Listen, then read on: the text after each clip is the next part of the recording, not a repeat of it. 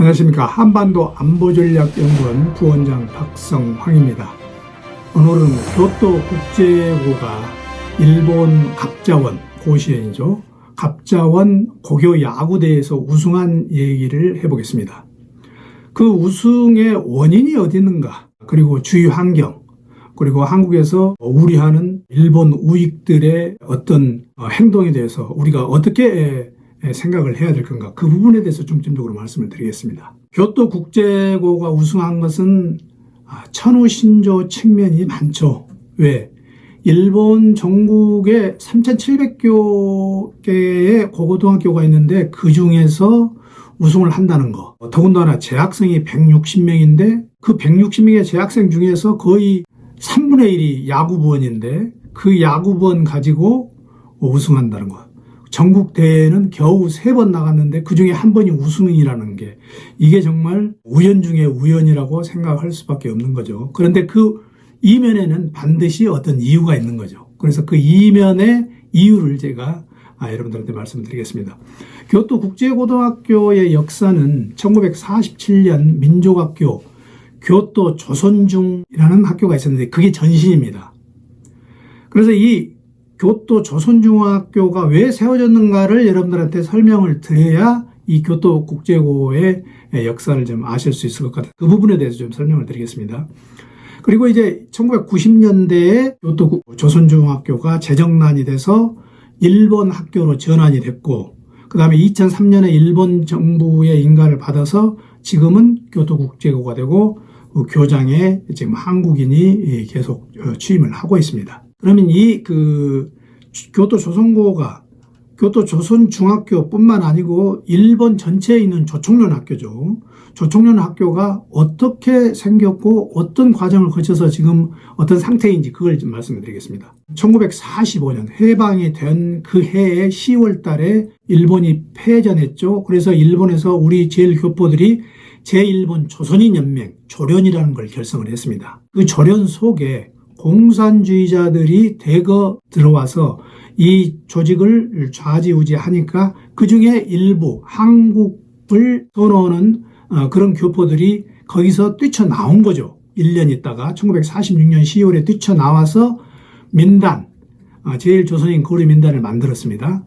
만들고 계속 그렇게 이제 그 안에서 내분이 있는 과정에서 1955년에 제1본 조선인 총연맹, 조총련이 조련 조직을 그대로 이어받게 된 거죠. 그런데 우리가 교토 국제고등학교는 1947년에 생겼거든요. 그러니까 교토 국제고가 생길 당시에는 일본에 있는 제일교포들이 너나 나나 없이 돈을 모아가지고 일본 전국의 조총련 학교에 다 돈을 투자했는데, 민단이 조총련이 계속 공산주의 쪽으로 기울자 민단이 튀쳐나오면서 민단의 교포들이 투자한 재산도 그대로 놔두고 그냥 민단에서 튀쳐나왔죠. 그래서 그게 이제 조총련 재산이 다 된 겁니다. 그래서 일본 전국에 그 이후로 조총련 학교가 거의 150개의 학교가 있었죠. 그런데 1970년대 전반까지만 해도 남한이 북한보다 못 살았죠. 그러니까 1970년대 전반까지는 북한이 잘 살았기 때문에 북한에서 김일성이가 교육 원조금을 지불을 했습니다. 조총련 학교에. 그런데 이제 말로만 교육 원조금을 지불한 거지 실제적으로는 조총련 사업가들이 다시 그 돈보다 훨씬 더 몇 배를 북한에 헌금을 한 거죠. 그렇게 하면서 조총련 학교가 어떤 시스템으로 어떤 카르텔로 움직였냐면은 조선학교를 졸업한 사람들이 조총련 산하단체로 그대로 하고, 또 일본은 좋은 신용조합에 그대로 가가지고 이 카르텔이 일본 제일교포 사회에서 일본 사람의 차별을 덜 받으면서 살아나가는 카르텔이 된 겁니다. 그게 이제 그 근본이 조총련계 학교였던 거죠. 그런데 이 조총련 학교가 서서히 몰락하기 시작합니다. 왜 그러냐? 계속 김일성, 김정일, 김정은 체제로 이어오면서 독재체제가 되고, 그런 게 다 일본에서 소문이 나고 체제가 서서히 폐쇄성이 깊어감에 따라서 일본 내 대북 인식이 악화됐죠. 가장 결정적인 사건은 피납 일본인 문제입니다. 일본인을 납치한 거죠. 거기에 대해서 일본인들이 분해가지고 조총련 학교에 대해서 계속 그때부터 거리를 두게 된 겁니다. 그래서 좋은 조총련계 신용조합이 또 그때 무슨 문제가 있었냐면은 북한에 불법으로 돈을 보냈습니다. 이런 문제. 그래서 일본 정부에서 지금까지 조총련 학교에다가 보조금을 줬는데 이 보조금을 끊게 됩니다. 그래서 조선학교 지망자가 감소하게 된 거죠. 그래서 조총련 학교가 서서히 하향길에 접어든 거죠. 피납 일본인 문제가 일본 사회에서 북한의 이미지를 실추시키는 데 결정적인 역할을 합니다. 이거는 이제 2002년 고이즈미 전 총리가 일본에 방문했을 당시를 여러분들 기억하시면 됩니다.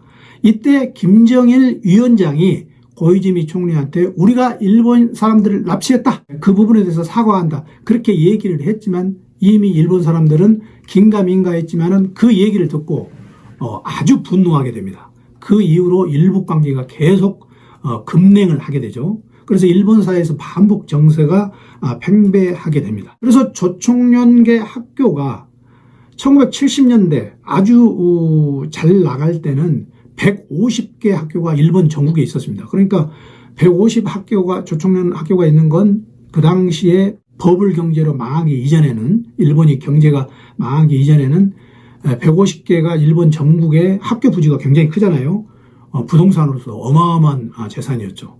더군다나 인원이 많을 때는 4만 6천 명까지 있었습니다. 학생 수가. 그런데 지금 2018년 통계로 보면 64개교로 축소됐고 거의 7천 명 수준입니다. 그러니까 6분의 1 수준으로 됐다고 봅니다. 지금은 대학교 하나, 초중 고급학교 11개, 중급학교, 초급학교 20개, 초급학교 32개 이 정도 숫자로 지금 줄어졌습니다. 그런 교토국제고의 역사가 있습니다. 그래서 이 교토국제고가 그런 와중에 조총련계를 탈피해서 새롭게 이제 일본의 교토국제고로 간판을 바꾼 거죠. 지금 교토국제고 운영에는 한국 정부가 약 40%를 지원하고 일본 정부가 30%를 지원합니다. 기타 수업료 후원금으로 운영을 하고 있죠. 그런데 교토국제고를 지망하는 이유가 있습니다. 우리가 냉정하게 생각하면 국제고니까 영어가 가능하죠. 일본 사람들이 영어 약하는데 영어를 가르치는 학교. 더군다나 K-팝, 한류 이걸로 한국어를 공부하는 사람들이 바로 교토국제고를 지망한다는 겁니다. 여기에 부수적으로 남학생들은 야구를 좋아하니까 야구부가 있었다. 그래서 이번에 괴물 투수로 알려진 교토국제부의 니시무라 투수는 사실 그 교토 출신이 아니고 시가현 출신입니다. 그 근방에 있는 여학생들은 또 왜 이 학교를 지원하느냐. 한국 K-팝에 매료된 사람들이 한국어를 공부하기 위해서 이 학교를 지망합니다. 이 야구부 실태를 보면 61명의 야구부인데 출전 선수 전원이 이번에 일본인이었죠. 그리고 그 학교 자체가 지금 재학생이 70%가 일본인입니다. 한국인 선수는 없다 이거죠. 한국인 학생은 있지만 한국인 선수는 없다 이거죠. 그런데 교토국제고가 얼마나 한국을 사랑하느냐. 재학생들이 연 4, 5회 한국을 방문합니다. 그리고 한국어 능력시험에 금년에도 10명이 전원 합격을 했습니다. 어떤 사람들은 혹시 어쩔지 모르니까 교토국제고의 교과를 일본어로 바꾸는 게 어떻겠느냐. 그렇게 제안도 했습니다만 지금 실제적으로 교사하고 학생들이 그걸 반대합니다. 왜? 한국어로 공부로 지금 교토국제고에 들어왔다는 거죠. 이 정도로 세상이 바뀌고 있다는 거죠. 일본의 젊은 세대들 인식 구조. 우리는 이걸 우리가 간과해서는 안 됩니다. 교토국제교의 교과가 많이 회자가 됐죠. 동해바다 건너서 야마토 땅, 거룩한 조상 애적 꿈자리, 아침 저녁 몸과 덕 닿는 우리의 정다운 보금자리 한국의 학원. 이걸 한글로 다 부른다는 거죠. 한글로 부른다는 게 의미가 있죠. 물론 이제 동해라는 그런 상징적인 그런 단어도 있지만 거기에는 또 야마토라는 일본의 과거 고대 국가의 이름도 있습니다. 그러니까 한일 신세대에 맞는 그런 작품이라는 거죠. 그리고 이 교토국제고가 이길 때마다 그리고 시합하기 전마다 한국 노래가 일본 그 구장에 계속 울려 퍼진다는 거죠. 그래서 우리가 제1교포 사회의 변화를 이번 교토국제고의 우승으로 실감을 할 수 있었다. 그 역사를 우리가 한번 지금까지 반출을 해봤잖아요. 그래서 지금까지는 조총련이 득세했는데 이후에 조총련이 쇠퇴해서 대부분 조선민족 국조를 한국적으로 전향을 했죠. 지금은 거의 한 4만 내지 5만 정도밖에 조선족이었고 나머지 다 41만인데 지금 숫자상으로는 41만으로 적어져 있지만 제1교포, 한국계 교포가 약 400만 정도 됩니다. 일본 사회에서. 이 400만 제1교포 사회에 변화가 와서 이제 완전히 우리가 이런 변화의 기류를 인식을 하지 않으면 안 된다. 최근 한국 일부에서는 일본 우익들이 반대한다. 그래서 이 교토 국제고 우승에 대해서 또 일본 우익의 준동을 문제 삼는 사람들이 있는데 천연 기우에 해당됩니다. 왜 그러느냐? 그 일본 사회에서 지금 교토 국제고가 지금까지 올라가면서 심판의 부당 판정, 일본 사회에 냉대가 있었으면 우승을 했겠습니까? 일본 사회는 그만큼 한국을 보는 시각이 달라졌다는 거죠. 과거 우리가 하리모토, 장훈이 있죠. 또 기요하라 이런 선수들이 차별받고 야구를 하던 그런 시대가 아니라는 겁니다. 그래서 우리는 여기서 일본 우익의 반대를 걱정할 필요가 없다는 거죠. 어떤 사람들은 뭐 교토 국제고 나오니까 또 일본 우익이 반대다. 그거는 그야말로 한 줌의 쌀밖에 안 되는 겁니다. 전체적인 우리가 시각에서 봐야 된다는 거죠. 그래서 저는 이번에 교토 국제고는 한일 신세대의 승리다 이렇게 보고 있습니다. 그동안에 일본의 어떤 그 체육 시스템, 야구 관계자 그리고 관객들 전부 다 한국에 대한 인식이 바꿔졌다는 거죠. 그래서 우리가 일본 사회에 차별이 있었다는 그런 얘기는 오히려 우익을 자꾸 거론함으로써 400만 한국계 제1교포 사회에 또다시 어떤 상처를 주는 그런 우를 범할 수 있다. 그걸 말씀드리겠습니다. 지금까지 이 부분에 대해서 제가 여러분들한테 말씀드렸는데 시청해 주셔서 감사드립니다.